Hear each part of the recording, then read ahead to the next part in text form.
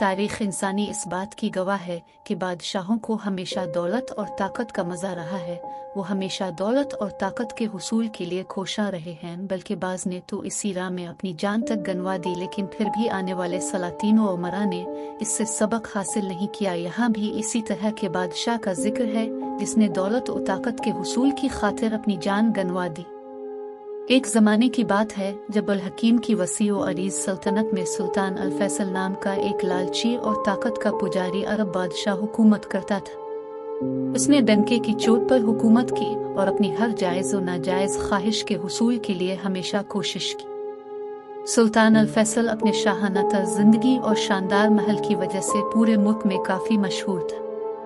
इसकी रियाया गरीबी में रहती थी और अपनी ज़रूरियात ज़िंदगी को पूरा करने के लिए बहुत जिदोजहद कर रही थी। इसके बरक्स बादशाह के पास बेशुमार दौलत थी, जिस दौलत को हासिल करने के लिए इसने अपनी रियाया पर बेशुमार टैक्सेस लगाए थे, जिससे उसकी रियाया बहुत तंग थी। एक दिन गहरे सहराक में एक खुफिया खजाने के पाए जाने की अफवाहों ने सल्तनत में सर उठाया, जिसके मुतालिक मुदब्बरीन का कहना था कि वो बहुत बड़ा खजाना है और उसको हासिल करने वाले को बेपनाह दौलत के साथ साथ नाकाबिल तस्खीर ताकतें मिल सकती हैं।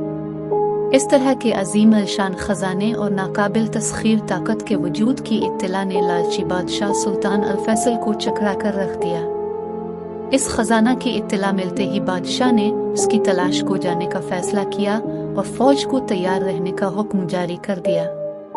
उसने हथियारों, साजो सामान और घोड़ों से लैस एक अजीम अलशान फौज तैयार की और खजाने की तलाश में सहराक की तरफ निकल गया।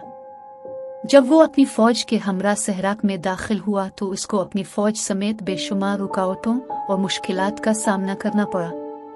चिलचिलाती गर्मी, रेत के तूफान और रेत के टीलों ने बादशाह और उसकी फौज के इरादों का इम्तिहान लिया, जिससे बहुत से फौजी थकन का शिकार हो गए और बहुत से बदनसीब फौजी अपनी जानें गंवा बैठे। इस सब नुकसान और आजमाइश। वीडियो को लाइक करें, चैनल को सब्सक्राइब करें और बेल आइकॉन को प्रेस करें। के बावजूद सुल्तान अल फैसल के लालच में कोई कमी न आई। उसने अपने फौजियों को मुसलसल आगे बढ़ते रहने का हुक्म जारी किया, क्योंकि वो अपनी तलाश तर्क करने को तैयार नहीं था। इससे अपनी जान और अपने सिपाहियों की जान की कोई परवाह नहीं थी। इसकी तवज्जो सिर्फ खजाने और ताकत के हुसूल पर थी।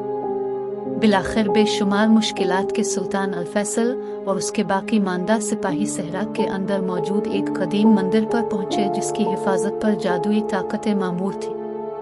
खतरात से बेनियाज और लालच से आरी बादशाह सुल्तान अल फैसल सबसे पहले अंदर दाखिल हुआ।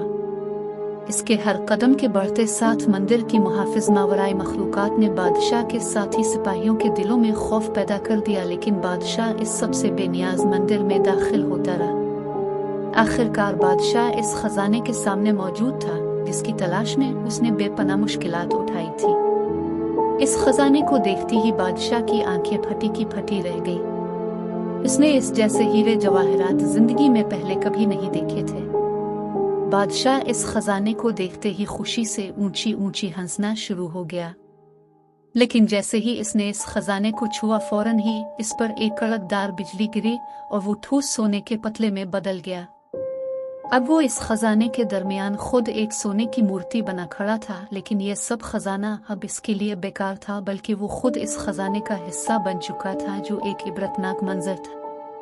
लालची बादशाह से निजात मिलने के बाद अल हकीम के लोगों ने उसकी जाबिराना हुक्मरानी से निजात मिलने पर जश्न मनाया।